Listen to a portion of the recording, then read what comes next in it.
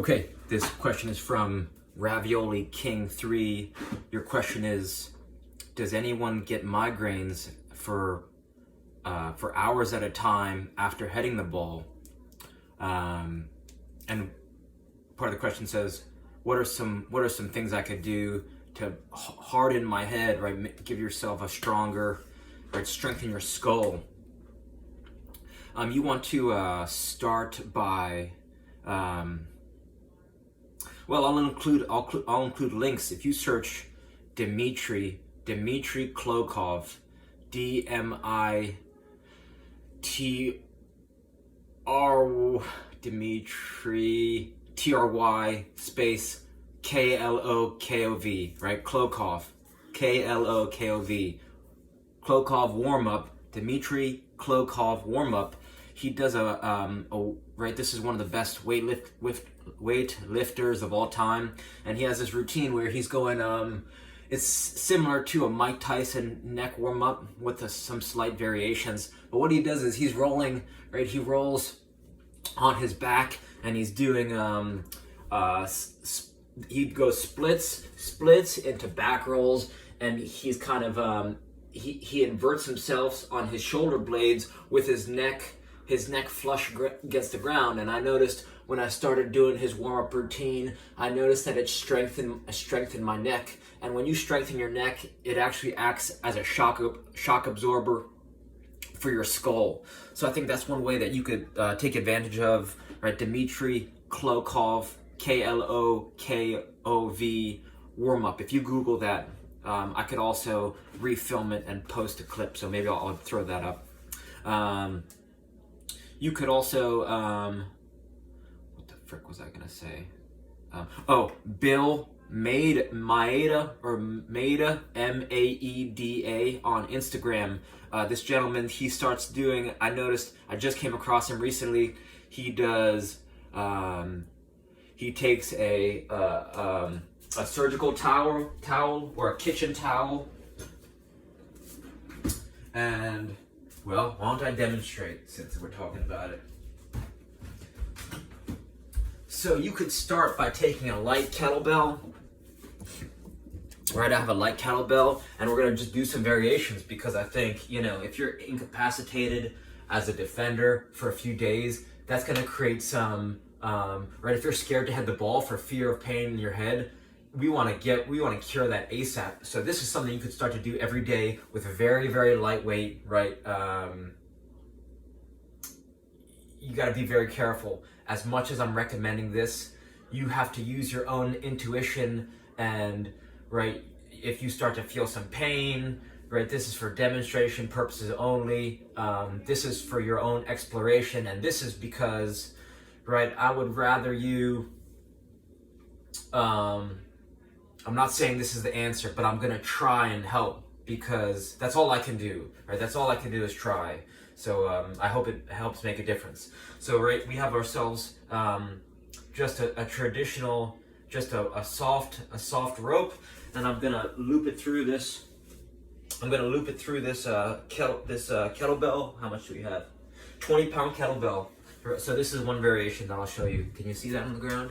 Okay. So I'm gonna put this rope in my back, hurt my back molars, and this is gonna force us to clench our jaw down, and then we're gonna do some neck rolls, and we're gonna play around, right, with some neck mobility, and just kind of feel, right, just move around the neck and see how that feels.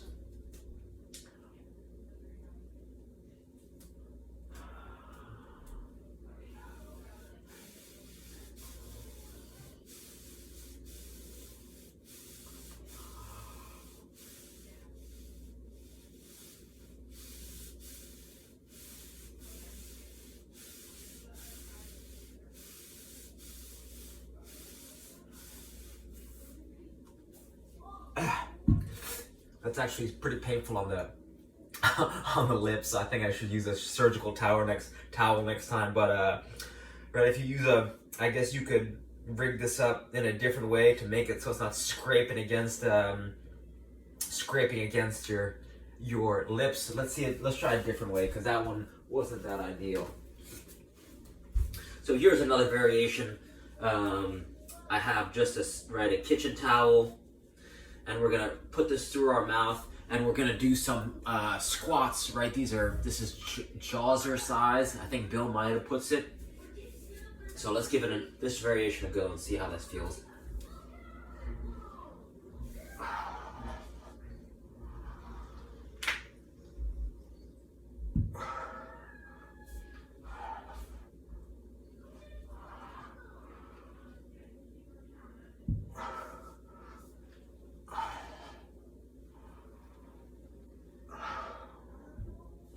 So that actually felt pretty good. That felt pretty good. And you could feel intense pressure, right? Really having to clench your jaw down. It's kind of a different feeling because, you know, how many times are really clenching as hard as we can? If you think about our early ancestors who were eating through deer hide and chewing on whatever, right? Raw, maybe whatever they were killing. I think, you know, I don't know what the literature says about any of this stuff, but I think if you check out Bill Maida, he'll be able to point you in better directions. This is just a little sampler that you can do. And let me show you more. Let's try another variation while we're at it.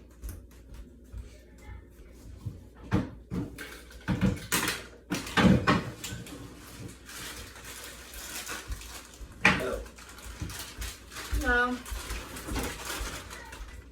Where's Arnold? She left. She took her. Oh, bag, she left? and she brought your mat. She already left.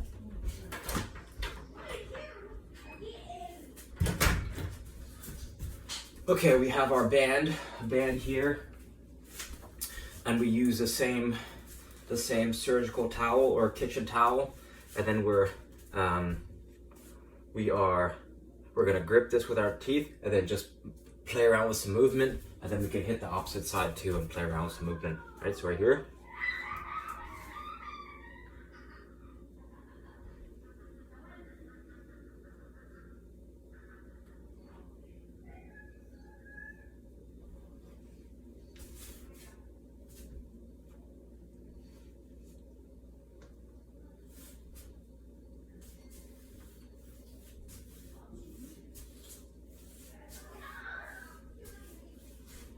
Oh man, that's you can really feel that in the jaw. Let's hit the other side.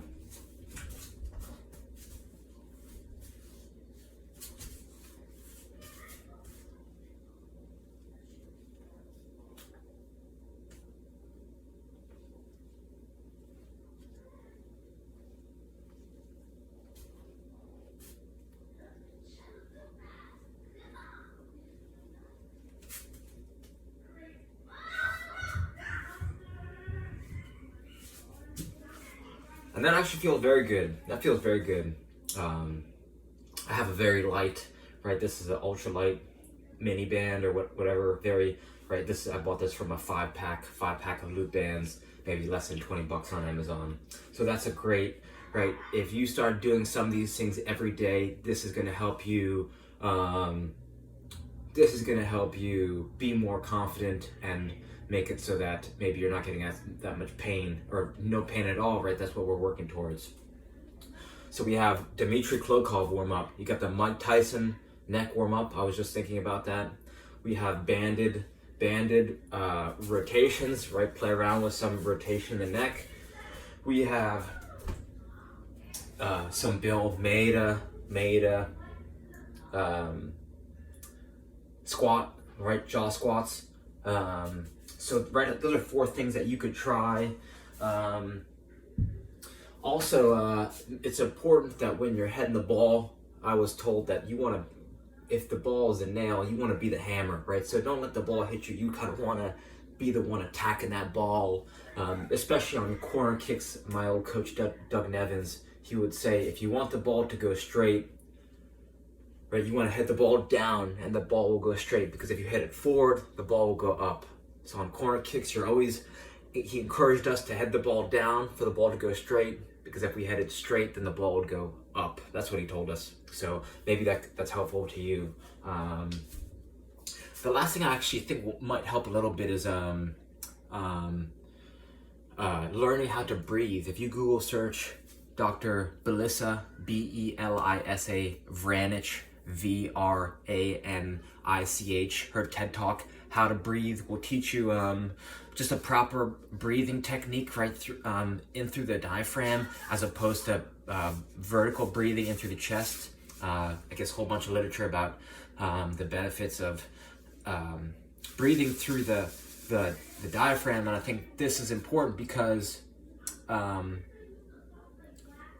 not only in soccer but through your life, you're gonna maybe if you get put into high pressure situations, or you get into stressful situations, or you get right, something happens where you're either hearing news or you're hearing something that can spark your fight or flight system in your body. You want to have a technique, right? Let's say you get you fall or you hurt yourself. You want to be able to calm yourself down rapidly so that you can become clear-headed. So right, so this is what I'm thinking, that if you bang your head and you want a way to start relieve some pain, right?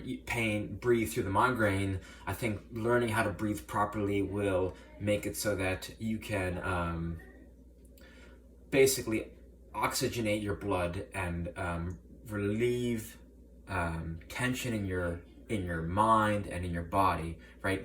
You basically want to lower your heart rate when a stressful situation occurs. So I think the practice of learning how to breathe and then doing that when you start to get into stressful situations can counterintuitively help your this pain that you're getting from hitting the ball. So give some of those things a try. Let me know what works and what you're drawn to, and thank you for your time.